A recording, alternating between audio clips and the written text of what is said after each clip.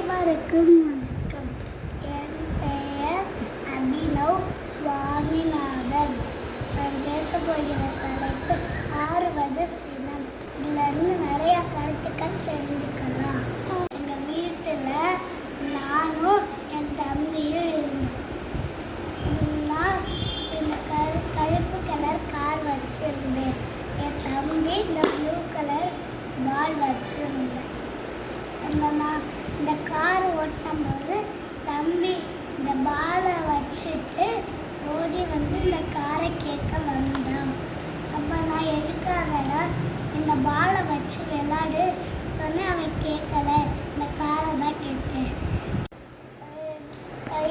எனக்கும் இந்த கார் தான் ரொம்ப பிடிச்சிருந்துச்சு. என் தம்பிக்கும் இந்த கார் தான் பிடிச்சிருந்துச்சு.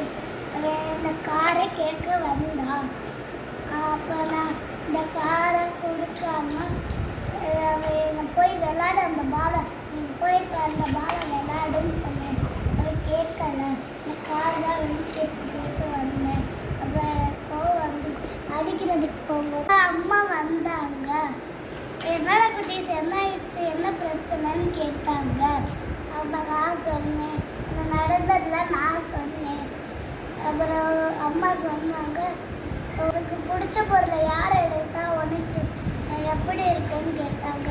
யோசிச்சுட்டு சொன்னேன், எனக்கு கஷ்டமாக இருக்குமா சொன்னேன். அப்படி தான் இருக்கும் கண்ணா.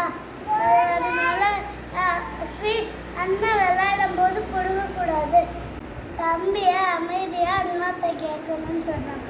அப்புறம் அம்மா 2 பேரை கூப்பிட்டு உட்கார வச்சு கோவம் தான் என்ன ஆகும்னு கேட்டாங்க. அம்மா சொன்னாங்க, கோவம் வந்தால் நம்மளோட சந்தோஷம் போயிடும். அப்புறம் நம்ம கோவத்தில் தப்பு பண்ணிடும். அப்புறம் அடுத்தால கஷ்டப்படுத்திடும். கோபம் வந்தால் அமைதியாக கண்ணை முடிக்கிட்டு மூச்சை கவனிக்கணும். ஒருத்தருக்கு அன்பாக பேசி எல்லா பிரச்சனையும் சரியாயிடும். அம்மா சொன்னாங்க.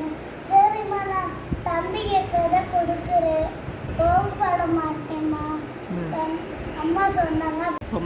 ரொம்ப சந்தோஷம்னு அம்மா சொன்னாங்க. இப்போ தம்பிகிட்ட கொஞ்ச நேரம் காரை கூட, நீ கொஞ்ச நேரம் 2 பேரும் மாறி மாறி விளையாடுங்க, சந்தோஷமா இருங்க அம்மா சொன்னாங்க. ஒருத்தருக்கு ஒருத்தர் அன்பா பேசி நடந்துக்கிட்டோம்.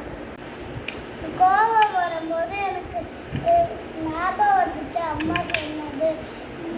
கோபம் வரும்போது கண்ணை மூடிக்கிட்டு மூச்சை கவனிக்கணும். அப்போ யார் ஆத்திச்சூடியில் சொல்லியிருக்காங்க 6வது சினம்.